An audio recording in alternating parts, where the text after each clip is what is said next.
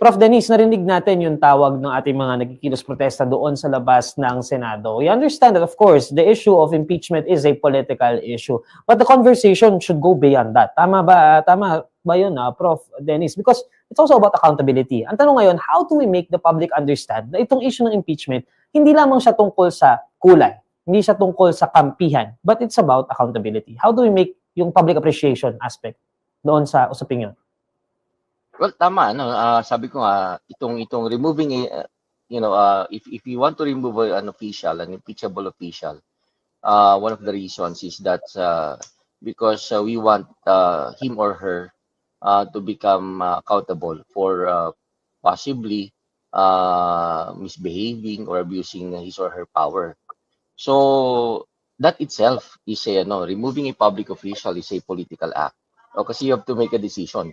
Dapat pa ba niyang ituloy given the fact na may mga ginawa siyang kasalanan, sabihin natin pang-abuso sa kanyang kapangyarihan, dapat ba natin siyang payagan magpatuloy bilang isang public official or dapat natin tanggalin? So that constitutes, I think, a political act. All right.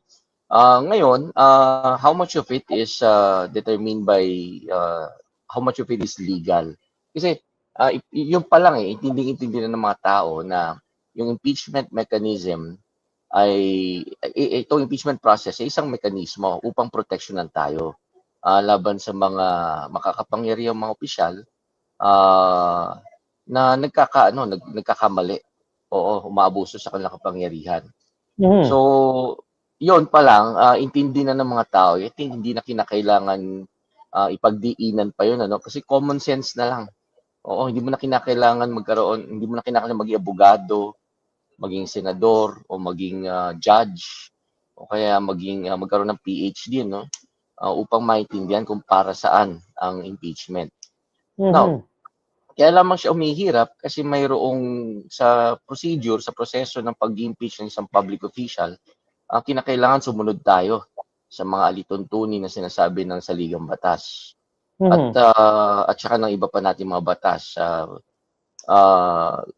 lalong-lalo halimbawa kung nababiolate yung karapatan ng akusado.